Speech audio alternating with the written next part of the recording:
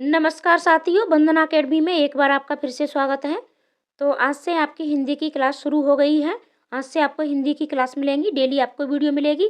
और सबसे पहले हम हिंदी का सब्जेक्ट पूरा करेंगे। हिंदी के बाद एसएसटी और एसएसटी के बाद आपका ईवीएस, और यानी हम क्रम से सारे सब्जेक्टों को पढ़ेंगे। तो चैनल पर बने रहें। और ये आपकी जो हिंदी की क्लासें हैं, आपका चाहे सीटेट हो, यूपी टेट हो, सुपर टेट हो, या फिर आपका यूपी पुलिस हो, यानी आप किसी भी एग्ज़ाम की तैयारी कर रहे हैं, ये क्लासें आपके लिए सभी में मतलब आपकी हेल्प करेंगी। और तो ये कोई भी एग्ज़ाम हो तो सबके लिए ये वीडियो आपके लिए हेल्पफुल रहेगी। तो चलो शुरुआत करते हैं। अगर आप चैनल पर नए हैं तो चैनल को सब्सक्राइब भी अवश्य कर लें और वीडियो को लाइक और शेयर भी अवश्य कर दें। अगर आपको इस वीडियो की पीडीएफ चाहिए तो पीडीएफ के लिए आप हमारे टेलीग्राम ग्रुप को अवश्य ज्वाइन करें, और लिंक मैं डिस्क्रिप्शन में दे देती हूँ। और वैसे तो वंदना अकेडमी नाम से ही मेरा ग्रुप है, तो वहाँ जाके आप टेलीग्राम पर और ग्रुप को अवश्य ज्वाइन करें। वहाँ आपको सारी पीडीएफ मिल जाएंगी। और चैनल पर सारी क्लासें बिल्कुल फ्री में दी जाती हैं, सारी तैयारियाँ भी बिल्कुल फ्री में कराई जाती हैं। तो आज से आपको हिंदी की क्लासें मिलना शुरू हो गई हैं। तो चलो शुरुआत करते हैं। और ये जो क्लास है आपकी, तो यहाँ से आपके बहुत ज़्यादा प्रश्न पूछे भी जाते हैं। सबसे पहला प्रश्न आपका बनता है कि हिंदी वर्णमाला में कुल कितने वर्ण हैं। तो हिंदी वर्णमाला में आपके 52 वर्ण होते हैं। अब ये 52 वर्ण आपके कौन कौन से होते हैं, कहाँ से आते हैं, इन सब पर आज हम चर्चा करेंगे, पूर्ण रूप से चर्चा करेंगे। तो वीडियो के अंत तक अवश्य बने रहें। और अगर आप चैनल पर नए हैं तो प्लीज़ चैनल को सब्सक्राइब अवश्य कर लें। और इन्हें स्वर और व्यंजन दो भागों में बांटा गया है। ठीक है, यानी वर्णमाला है आपकी, ये 52 वर्ण होते हैं। और 52 वर्णों को, ठीक है, इन्हें भी हमने कहाँ बांटा है, दो भागों में बांटा है। पहला है आपका स्वर और दूसरा है आपका व्यंजन। यानी स्वर और व्यंजन दो भागों में हम बांटते हैं हिंदी वर्णमाला को। अब स्वर किसे कहते हैं, तो स्वर का अर्थ होता है स्वयं राजन्ते इति स्वरा। यानी स्वरों को, वे वर्ण हमारे होते हैं, वे अक्षर होते हैं जिन्हें दूसरे वर्णों की, दूसरे व्यंजनों की, यानी दूसरे वर्णों की या अक्षरों की जरूरत नहीं होती है। ये स्वयं में ही पूर्ण वर्ण होते हैं। ठीक है, जैसे आपके स्वर हैं आ है, ठीक है, तो इस तरीके से ये आपके पूर्ण होते हैं। और अब व्यंजन, तो ऐसी ध्वनियाँ जिनके उच्चारण में स्वरों की सहायता ली जाती है, व्यंजन कहते हैं। यानी वे वर्ण जो स्वरों की सहायता से बोले जाते हैं, उन्हें हम व्यंजन कहते हैं। जैसे हम बोलेंगे क, ठीक है, तो पीछे से इसमें अ का साउंड आता है। किसका साउंड आएगा, अ का साउंड आएगा। हम बोलेंगे की, तो पीछे से हमारा ई का साउंड आता है।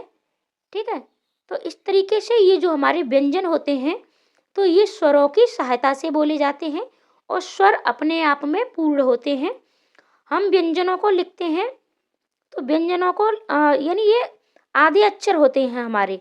ठीक है, इनको जैसे हम लिखते हैं तो नीचे हलंत के साथ लिखते हैं, जैसे क, ख, इस तरीके से। और ये जब पूर्ण रूप से लिखे जाते हैं, तो पूर्ण रूप से लिखने के लिए इनमें हमारे स्वर शामिल होते हैं। जब भी हम इस तरीके से लिखेंगे क, ख, तो ये हमारे इसमें यानी स्वर शामिल होते हैं। आशा करती हूँ कि आपको समझ में आ रहा है। आगे बढ़ते हैं। अब बात करते हैं स्वरों की संख्या की। तो स्वरों की संख्या हमारी 11 है। और यहाँ से प्रश्न आपके एग्जाम में बहुत बार पूछा जाता है। आप पिछली सालों के एग्जाम जो पेपर होते हैं आपके, उनको आप देख लीजिएगा। यहाँ से आपके प्रश्न पूछे जाते हैं। आपका यूपी टेट और सुपर टेट में तो ऐसे प्रश्न बहुत ज़्यादा पूछे जाते हैं। यूपी पुलिस है आपका, या फिर कोई भी और भी कंपटीशन एग्जाम है, इस तरीके से प्रश्न बनते हैं। सी टेट में थोड़ा ग्रामर कम आती है, तो इसलिए वहाँ इस तरीके से प्रश्न कम पूछे जाते हैं। और व्यंजनों की संख्या हमारी 33 है। ठीक है, स्वरों की संख्या हमारी 11 है और व्यंजनों की संख्या हमारी 33 है। तो इस तरीके से आपके 33 और प्लस 11, तो कितने हुए ये आपके हो गए 44। अब आपको हो गए बाकी के अक्षर आपके कहाँ से आएंगे, तो आगे बढ़ते हैं हम। अब बात करते हैं स्वरों की। पहले हम देखते हैं कि हमारे जो 11 स्वर होते हैं वो कौन कौन से होते हैं। आप देख पा रहे होंगे स्क्रीन पर, ये हमारे 11 स्वर होते हैं। और इन 11 स्वरों में ये जो 2 वर्ण होते हैं, ये हमारे इन स्वरों में शामिल नहीं होते हैं। इन्हें इन दोनों को एक साथ अयोगवाह कहते हैं, ठीक है? यानी बिना जुड़े हुए अर्थों का वहन, तो उसको हम क्या कहते हैं? अयोगवाह कहते हैं। और ये जो हमारा अंग है, ठीक है, अंगूर वाला, इसे हम अनुस्वार भी कहते हैं। जब भी आपका एग्जाम में बहुत बार पूछा भी जाता है कि अनुस्वार वर्ण कौन सा है, तो ये आपका अंग, ये अनुस्वार वर्ण है, ठीक है। और ये आपका जो अंग है, ये वाला अक्षर है आपका, इसको विसर्ग बोला जाता है, ठीक है। और आपने देखा भी होगा कि संस्कृत में आपके इस तरीके से विसर्ग भी लगाए भी जाते हैं। जैसे आपका हम कापे लगाते हैं कि इस तरीके से हम विसर्ग लगाते भी हैं। और आपको डेली इसी तरीके से क्लासें मिलेंगी। हम पूर्ण हिंदी पढ़ेंगे, जहाँ जहाँ से प्रश्न बनते हैं, और प्रश्न बनने के साथ साथ यानी आपका मैं प्रैक्टिस भी लेके आया करूँगी। अब बात करते हैं हमारे स्वरों की संख्या कितनी है। ये आपके 11 है, अयोगवाह आपकी 2 हैं, स्पर्श व्यंजनों की संख्या 25 है, अंतस्थ व्यंजन आपके 4 हैं, ऊष्म व्यंजन भी आपके 4 हैं, संयुक्त व्यंजनों की भी संख्या आपकी 4 है, द्विगुण या उक्षिप्त व्यंजन भी आपके 2 हैं। और आपके ये एग्जाम में पूछे भी जाते हैं कि स्पर्श व्यंजनों की संख्या कितनी है, ऊष्म व्यंजनों की संख्या कितनी है, द्विगुण की संख्या कितनी है, इस तरीके से। तो आप इन्हें देख सकते हो। ये हमारे कुल वर्ण कितने हो गए, ये हमारे 52 वर्ण यानी 52 वर्ण हो जाते हैं, ठीक है। आप चाहें तो इसका स्क्रीनशॉट लेके और अपने नोट्स भी बना सकते हो। आगे बढ़ते हैं हम। यानी 52 वर्णों में हमारे स्वर भी शामिल हैं, अयोगवाह शामिल हैं, स्पर्श व्यंजन शामिल हैं, अंतस्थ व्यंजन शामिल हैं, ऊष्म व्यंजन शामिल हैं एवं संयुक्त व्यंजन शामिल हैं। तो इस तरीके से आप ये देख पा रहे होंगे कि हमारे ये जो 52 वर्ण हैं, तो इसमें आपके 25, ठीक है, स्पर्श व्यंजन हो गए, 4 अंतस्थ, 4 ऊष्म, 4 संयुक्त, 2 द्विगुण और 2 अयोगवाह और 11 स्वर। तो इनके आप जब काउंट करोगे तो ये आपके टोटल हो जाएंगे 52। आगे बढ़ते हैं हम। अब बात करते हैं स्पर्श व्यंजनों की। तो स्पर्श व्यंजनों की संख्या अभी हमने आपको कितनी बताई थी? हमने बताई थी आपको 25, ठीक है, यानी 25। और ये 25 आपके ये हैं, का, खा, गा, घा, ङा, यानी इनको भी हमने 5 वर्गों में बांटा है। पहला है आपका का वर्ग, चा वर्ग, टा वर्ग, ता वर्ग और पा वर्ग।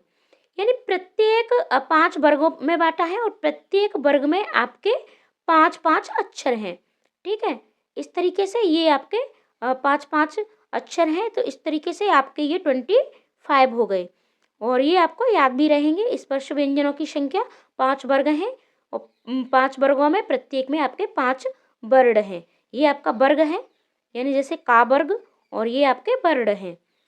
तो इस तरीके से इनकी टोटल संख्या आपकी हो गई 25। आगे बढ़ते हैं। अब अंतस्थ व्यंजन हमारे कौन कौन से हैं, यहाँ से भी आपके प्रश्न पूछे जाते हैं कि अंतस्थ व्यंजन कौन कौन से हैं आपके, या फिर इनमें से एक अंतस्थ व्यंजन नहीं है या एक अंतस्थ व्यंजन है। इस तरीके से आपको ऑप्शन मिलता है। तो अंतस्थ व्यंजन है हमारे, ये 4 होते हैं, य, र, ल, व। ऊष्म व्यंजन, यहाँ से भी आपका प्रश्न बहुत बार पूछा जाता है। केवीएस के एग्जाम में तो आपके यहाँ से बहुत ज़्यादा प्रश्न पूछे गए थे। जैसे आपका स, स, स और ह। संयुक्त व्यंजनों की संख्या, तो संयुक्त व्यंजन भी आपके ये 4 होते हैं, छ, त्र, ज्ञ और श्र। ये 2 आपके द्विगुण या इन्हें ही हम उक्षिप्त व्यंजन कहते हैं। ये आपके हैं ड और र, ठीक है। ये आपके थे। अब अगली वीडियो में हम आपके स्वरों के कितने भेद होते हैं इस पर चर्चा करेंगे। कौन सा स्वर वर्ण कहाँ से बोला जाता है, कौन से व्यंजन की कहाँ से बोला जाता है, ठीक है। इस सब पर वीडियो आपको अगली वीडियो में हम चर्चा करेंगे। छोटी छोटी वीडियो आपको डेली मिलेंगी। तो मैं बड़ी सीरीज भी आपके लिए लेके आऊँगी, बड़ी वीडियो भी आपको मिलेंगी। तो शुरुआत बस यहीं से थी। चैनल को सब्सक्राइब भी कर लें, वीडियो को शेयर भी कर दें। वीडियो आपको कैसी लगी है तो लाइक भी कर दें और कमेंट करके अवश्य बताएं। मिलते हैं अगली वीडियो में स्वरों के भेद के साथ। आज के लिए इतना ही। आपका बहुत बहुत धन्यवाद।